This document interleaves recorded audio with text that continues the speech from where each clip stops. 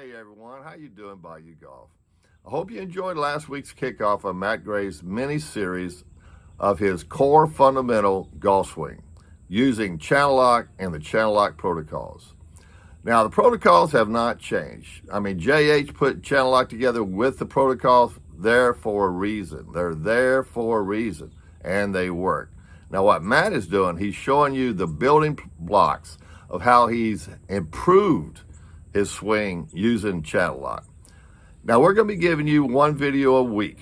All right, it gives you time to look at it, try it in your practice session or even in your game, and then next week you'll get another building block video.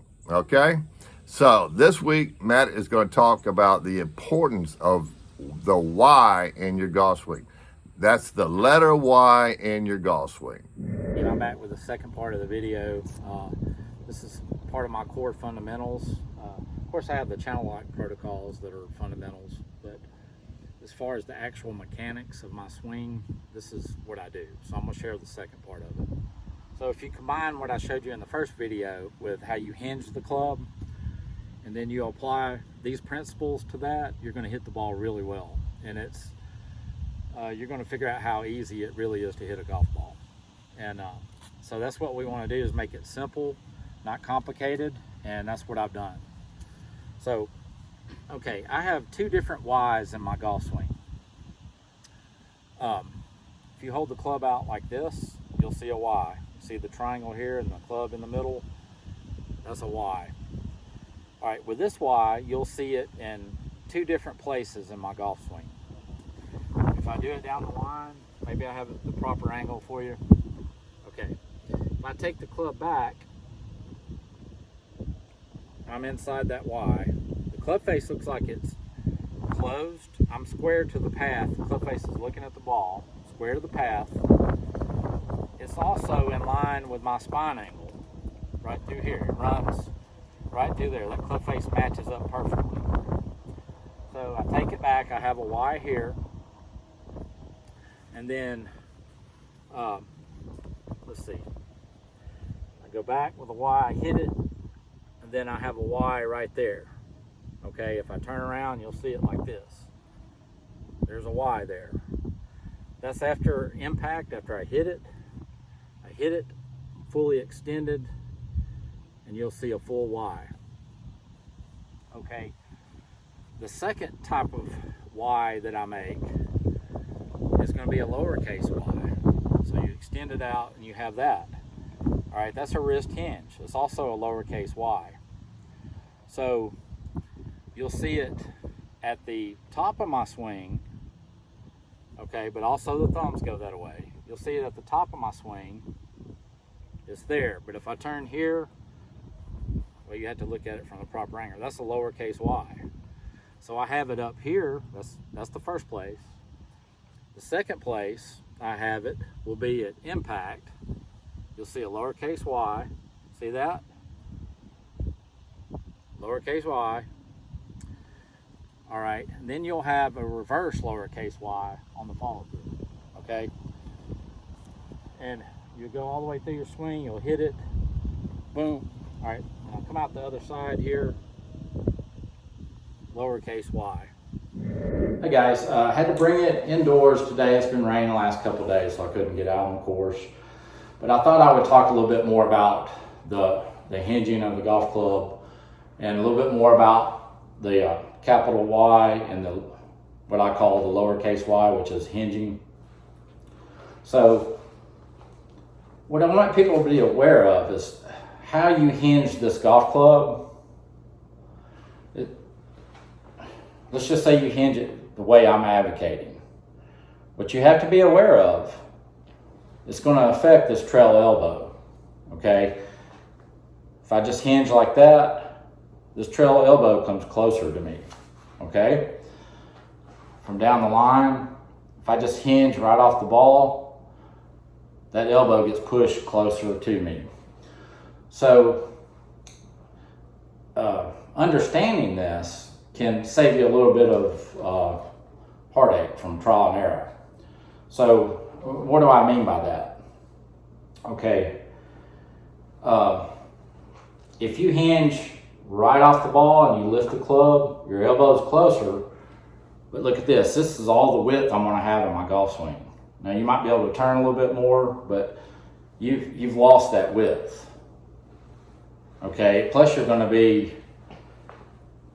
It's just you're going to have to go that way probably to regain that width. You're not going to be able to get it from right there.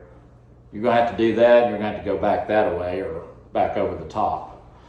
So where you hinge your wrist can affect your golf swing. All right, let's say middle ways in my backswing. I start hinging, okay? It's the same concept because I don't have that width. Even if I keep going around, I'm not gonna have width at the ball. I'm gonna have to cast the club or do something. So what I'm advocating is a capital Y, okay? I'm meeting the in range right there where my arms can go. If I keep letting them go, I'm just going to go with you and I'm going to fall off balance. But I've got a nice stable base.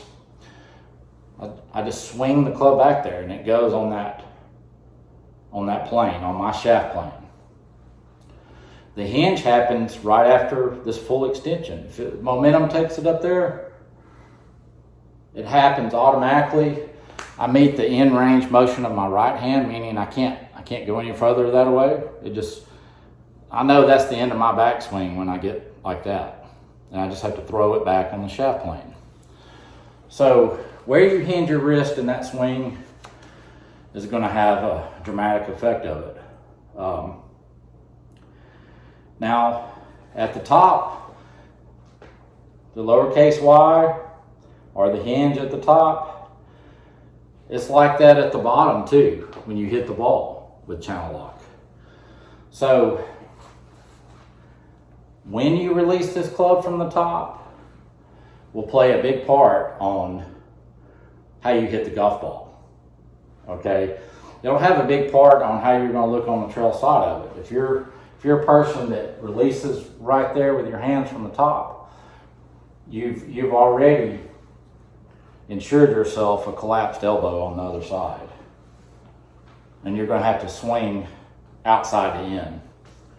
So you can release the club too soon.